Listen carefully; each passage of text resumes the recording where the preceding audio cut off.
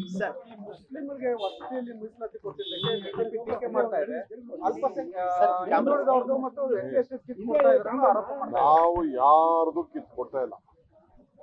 ಒಂದು ತಮ್ಮೆಲ್ಲರೂ ಕೂಡ ಮಾಹಿತಿ ನಾನು ಕೊಡ್ತಾ ಇದ್ದೀನಿ, ನಾವು ಯಾರು ಕಿತ್ತು ಕೊಡ್ತಾ ಇಲ್ಲ. ಸಹಚಾರ ವರದಿ ಇತ್ತು.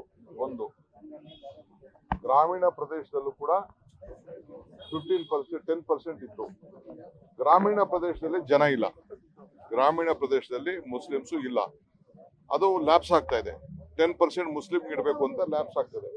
ಅದಕ್ಕೆ ನಾವು ಈಗ ಒಟ್ಟಾರೆ ಕ್ಷೇತ್ರದಲ್ಲಿ 10% ಮೈನಾರಿಟೀಸ್ ಕೊಡಬೇಕು ಅಂತ ಇತ್ತು.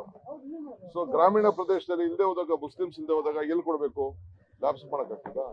ಈಗ ಶೆಡ್ಯೂಲ್ ಕ್ಯಾಸ್ಟ್ ಅಲ್ಲೂ ಕೂಡ ಎಷ್ಟೋ ಕಡೆ ನಾವು ಶೆಡ್ಯೂಲ್ ಕ್ಯಾಸ್ಟ್ಗೆ ಪ್ರಿಫರೆನ್ಸ್ ಕೊಟ್ಟಿದ್ದೀವಿ. ಎಲ್ಲ ಹೆಚ್ಚು ಕಮ್ಮಿ 90% ಶೆಡ್ಯೂಲ್ ಕ್ಯಾಸ್ಟ್ ಎಲ್ಲ ಕ್ಲೋಸ್ ಆಗಿದೆ. ಹೊಸದಾಗಿರೋರೆಲ್ಲ ಫೌಂಡೇಶನ್ ಹಾಕೋಬೇಕು. ಅವರು ನಾವು ಫೌಂಡೇಶನ್ ಹಾಕಿದಾಗ ಮಾತ್ರ ನಾವು ಕೊಡಕ್ ಸಾಧ್ಯ. ಫೌಂಡೇಶನ್ ಇಲ್ಲದೆ ನಾವು ಹಂಗೆ ದುಡ್ಡುಗಳು ಕೊಡಕ್ಕಾಗಲ್ಲ. ಆ ದೃಷ್ಟಿಯಿಂದ ನಮ್ಮ ಇದು ಹೌಸಿಂಗ್ ಮಿನಿಸ್ಟ್ರು ಇದನ್ನ ಉಪಯೋಗ ಮಾಡ್ಕೊಳ್ಬೇಕು ಅಂತೇಳಿ ಅರ್ಬನ್ಗೆ ಶಿಫ್ಟ್ ಮಾಡಿದ್ದಾರೆ. ಅಷ್ಟು ಬಿಟ್ರೆ ಬೇರೆ ಏನು ನಾವು ಬದಲಾವಣೆ ಮಾಡಿಲ್ಲ.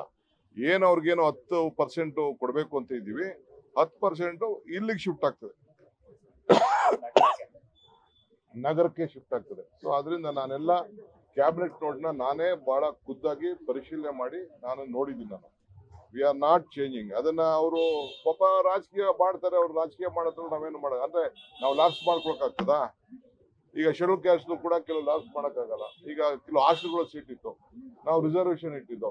ಶೆಡ್ಯೂಲ್ ಕ್ಯಾಸ್ಟ್ ಎಲ್ಲ ಮುಗಿದೋಯ್ತು, ಅದಕ್ಕೆ ಜನರಲ್ಗೆ ಅವಕಾಶ ಮಾಡಿಕೊಟ್ಟಿದ್ದೀವಿ. ಜನರಲ್ಗೆ, OBCಗೆ ಕೆಲವು ಅವಕಾಶ ಮಾಡಿಕೊಟ್ಟಿದ್ದೀವಿ. ಆ ದೃಷ್ಟಿಯಿಂದ ಇದನ್ನ ಮಾಡಿದ್ದೀವಿ ಹೊರತು ನಾವು ಅಪೀಸ್ಮೆಂಟ್ ಅಲ್ಲ. ನಾವು ಎಲ್ಲ ಸರ್ವರಿಗೂ ಸಮಪಾಡು ಸಮಪಾಡು ನಮ್ದು.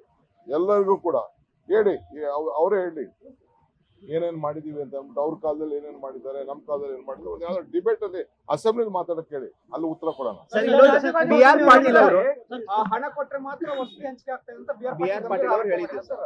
ಆಡಿಯೋ ಸಿಕ್ಕಿದೆ. ನನಗೆ ಗೊತ್ತಿಲ್ಲಪ್ಪ. ನಾನು ಕುಮಾರಸ್ವಾಮಿ ಅವರು ಆರೋಪ ಮಾಡಿದ್ದಾರೆ. ಅಲ್ಲಪ್ಪ, ಅವ್ರೇನ್ ಹೇಳಿದ್ರು? ದರಿದ್ರ ಬರ್ದೇ ಹೋದ್ರು ಅವ್ರೇನ್ ಹೇಳಿದ್ರು? ಸರ್ಕಾರ ಮೈತ್ರಿ ಸರ್ಕಾರ ಮಾಡ್ತೀವಿ ಅಂತ ಅಲ್ಲ, ರೆಡಿ ಅದೇನೋ ಹೇಳಿದ್ರಲ್ಲ, ರೆಡಿ ಮಾಡ್ಕೋತೀವಿ ಅಂತ ಹೇಳ್ತಾ ಇದ್ರಲ್ಲ, ಅದಕ್ಕೆ ಒಂದು ಗಿಫ್ಟ್ ಕೊಡೋಣ ಅಂತ ಹೇಳಿದೀನಿ. ಅವ್ರ ಸರ್ಕಾರ ಬರ್ತದ? ಅವ್ರ ಸರ್ಕಾರ ಬರುವುದೂ ಇಲ್ಲ, ಅವ್ರು ಗೆಲ್ಲುವುದೂ ಇಲ್ಲ. ನ್ಯೂಸ್ ಫಸ್ಟ್, ನಿರ್ಭೀತಿಯಿಂದ ನಿಮ್ಮ ಪರವಾಗಿ.